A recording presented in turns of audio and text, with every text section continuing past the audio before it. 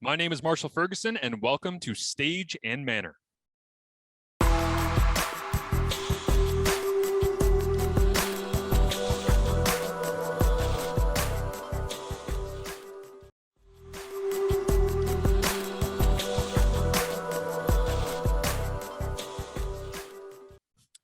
Yeah, so I'm a bit of a weird play-by-play guy because I watch film like a color analyst. And that just comes from me being a football player growing up. And for me, I mean, my prep is I study like crazy. I watch film. I track every play in the CFL. I chart it. I have my own, makeup, basically out of scratch. I designed this thing like 3, 4, 5 years ago where I could track every throw, understand tendencies, run pass percentages, target, where certain players are effective on the field. I mean, I've always loved doing things digitally because I feel like I'm faster doing my preparation if it's electronic, but also because it's easier for me to trust that in a moment of need, I'll be able to go, where's that? Okay, yeah, there it is. And it's always in the right place, exactly where I had left it. And it's clean and it's clear to read because in a broadcast, you got to be able to pull that stuff as quickly as you possibly can. Right. So, yeah, I've always done things electronically.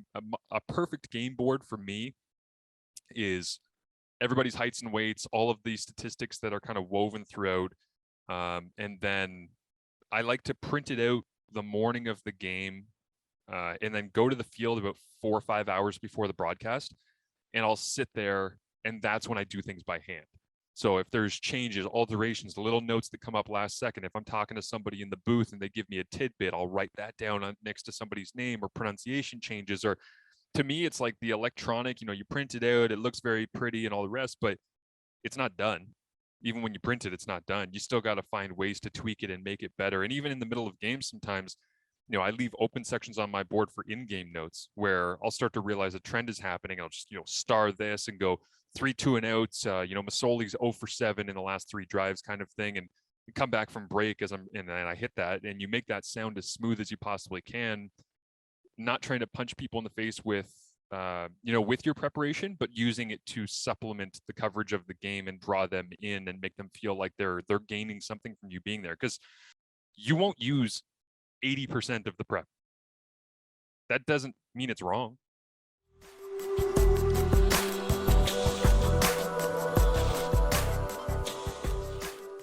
As my career goes on, especially as I've made the jump from radio to television, my prep has definitely gone up.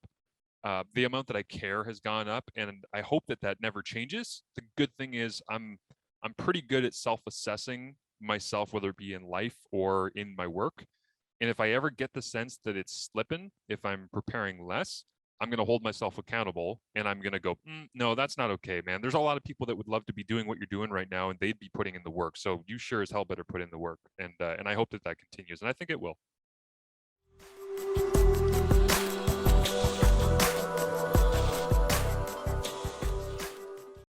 Do radio before you do TV. That's the number one thing. And I know that everybody wants to jump to television. I have been told so many times by people to condense, refine. And the reason for that is that out of necessity, I started out as somebody who was a rambling idiot. You have to take some of those down moments and you have to make them your own and find ways to be creative to fill. And the preparation is always going to help with that. But there's nothing worse than a broadcaster where an injury happens and the person just starts reading, well, that's unfortunate. Marshall Ferguson's down. Looks like he might have twisted an ankle. He's averaging 7 catches per game this year, and he's got 200 yards on the season and 3 touchdowns. And like, as soon as you can just tell when somebody's flat out reading, you can't sound like that. Like, that's not what broadcasting is, because any person, a robot, you could send them a text and they could just read it on air. Our job as broadcasters is to entertain people, draw people closer to the action. And I think for me on television, you work in such tight windows, especially as a play-by-play guy, that I never wish injury upon anybody. But sometimes I actually embrace those moments because it's like, whoa, we actually have 60 seconds to talk. Because you got to understand the mechanics of the broadcast is I have to call the play for 5 to 7 seconds leading up. About a second or two after the play is done, my job is to get the hell out of the way so the color guy can do his thing. The color guy's job is to give me the ball back with 5 to 7 seconds to go before the snap, usually when they're breaking the huddle, so I can set up the next play.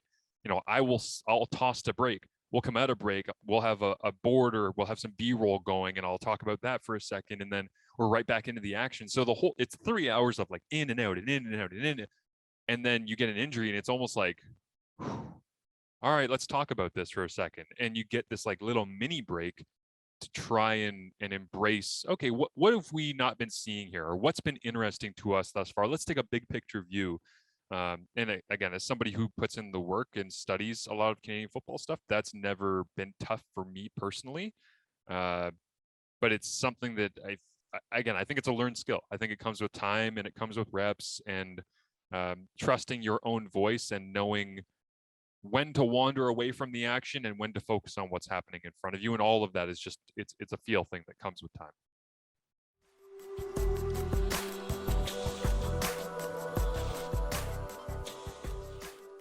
I think something that I've kind of learned, because I actually did need to combat this, two things I would say. One is physical exercise and training your heart, training your lungs to calm your nervous system, I think is actually really, really important to broadcasting. For me, I think that's been an important part of my development personally. And then the other side of things I would say is that I look at this and being able to, piece together a calm, smooth broadcast as you can lean on your preparation, but you also have to realize it's okay to run towards the fire a little bit sometimes. So when you feel nervous, fear gets a voice, it doesn't get a vote. And I love that quote, because it's essentially saying when you have that feeling of fear, the worst thing you can do is go, no, I'm not scared. No, shut up. And then just like avoid it and run away from it, because you'll never process it. You'll never absorb it. The best thing to do is you say, okay, fear gets a voice. I don't feel great right now. I'm a little bit scared. I maybe don't know what I'm doing. Great. Thank you for the voice. That's fantastic. But you don't get to tell me what I'm doing moving forward. You don't get to tell me how the broadcast is going to go from here on out. I think those two things, the physical preparation and trying to train your body like an athlete would, and then allowing your fear and your nerves to have a voice, but realizing they don't get a vote. They don't get to determine how the rest of your broadcast is going to go. Those two things have really helped me out, I think, in the last couple of months.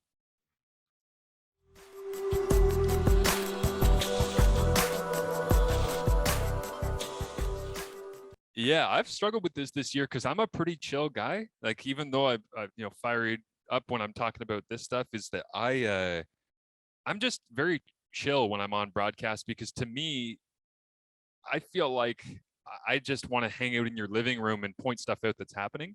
Again, I don't think that there's a perfect answer to this. It's just like, yeah, just yell, or hey, just like find a happy medium. It takes a while to figure out when to use that voice and when not to. And I also think that you develop, I don't think that it's like a zero-sum game where it's like I'm either too calm or I'm yelling. There's ways that you can approach the in-between that are entertaining, where people know that there's a difference in something happening, but you don't have to be yelling. It's a feeling out process for sure. And I think the key to that is always be aware of your energy level, because sometimes I see people in the booth, even people that I've worked with this year on CFL games, where I realize, oh, they're tired. I'm like, their energy's slipping. Like, I can physically see it in them. I can hear it in their voice.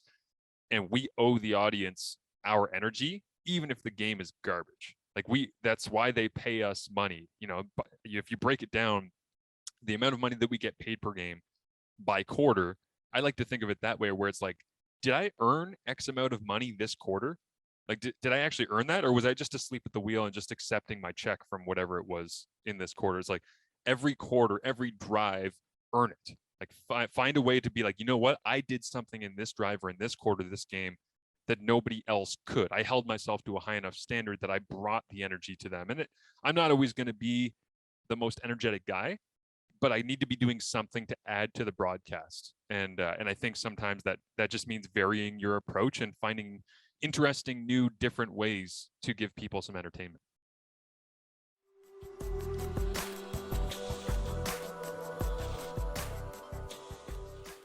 Yeah, I do. I think there are some drawbacks, but I think the net is a positive.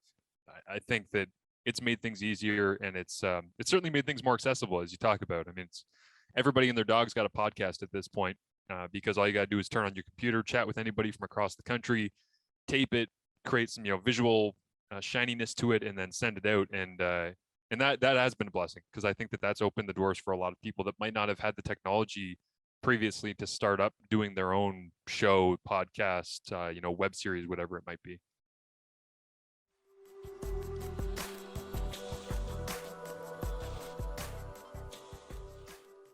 I started getting asked this question when I was essentially like fresh out of school, and people were saying like, how did you get into it? Or how would you suggest how to work your way towards this goal? And what I always say to them is my path, and I did this without even realizing that this is what I was doing, but I look back on it and I'm like, how did I have success?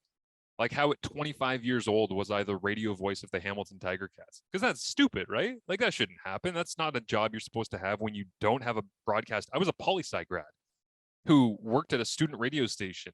And 2 years after I graduated, they're like, hey, you're the voice of the Ticats. And I'm looking around the league, and it's like Mike Hogan for the Argos has been doing it for 30 years. Bob Irving is like 65, and he's been doing it for 30 years. Morley Scott in Edmonton's been doing it for 15 years. Julio Caravata in BC, 15 years. And it's like, I was a child doing that job. And I'm like, why was I able to do that? And what I realized was I wasn't trying to be Stephen A. Smith. I wasn't trying to be Jay Onright. I wasn't taking these people and saying, well, I'm going to be hot take guy, or I'm going to be an expert in every single sport. I've heard Ryan Russillo talk about this, where he says when he was starting out, he would spend essentially like 8 hours studying for a half-hour show that he would have every day on ESPN. It's like, hey, that amount of prep is great, but also your success in this industry doesn't always come down to how much do I know and how much can I jam into my brain and how much can I bring to the table. Sometimes it's just the impact that you have on people and the way you make them feel. And so for me, I look back at it and I go, like, how did I get here? And what I did was I took a very specific focus. I wasn't trying to be an expert at everything. I knew my passion, and I locked in on Canadian football.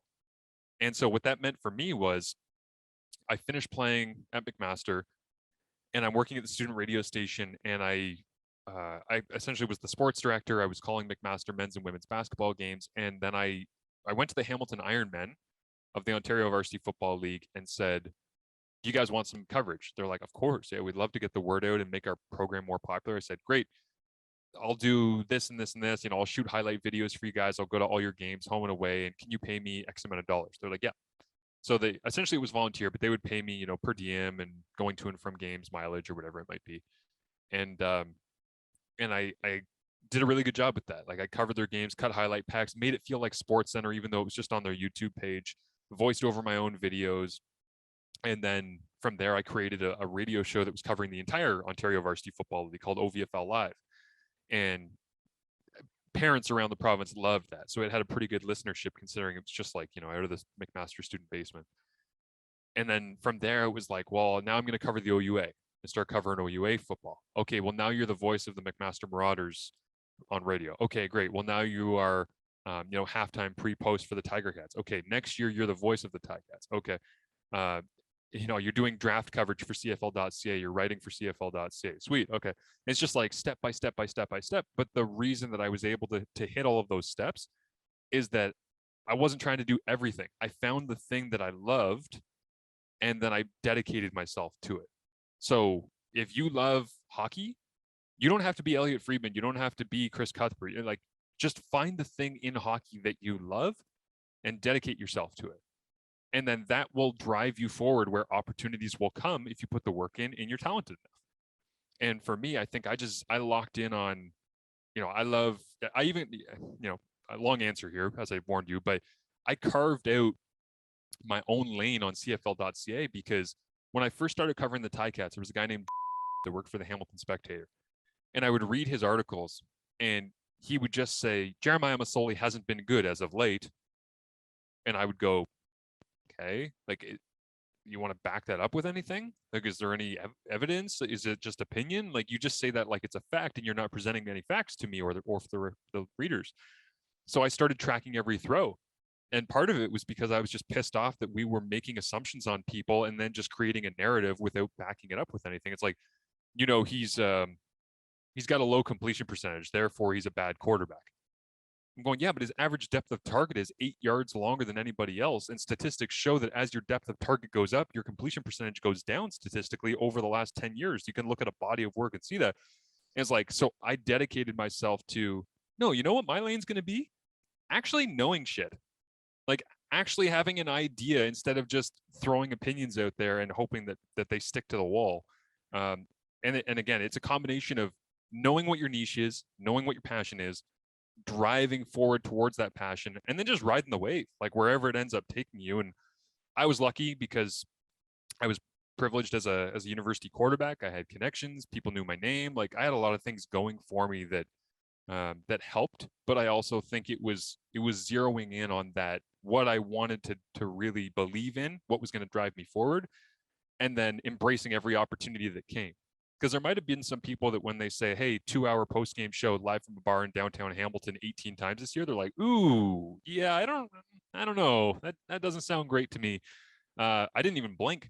When I got hired by TSN Radio, I didn't even ask them about money. They said, do you want to host the afternoon show? I'm like, yeah, obviously. And then my boss laughed at me when we became good friends over the next couple of years. He's like, you realize you didn't even ask if we were going to pay you? I was like, I figured you'd pay me. I figured you'd be fair with it. He's like, okay, never assume that in any job ever again, because that was really dumb of you. And you should not have just like trusted us, because it's a business and our job is to make as much money as possible and pay you as little as possible. So, but I was just blinded by my passion and blinded by the belief that if I worked hard enough at it, I would make a decent amount of money and have a good life and all the rest. So I don't know, other than zeroing in on your niche and working hard, what you guys got out of that. But that's kind of how I've always dealt with that question.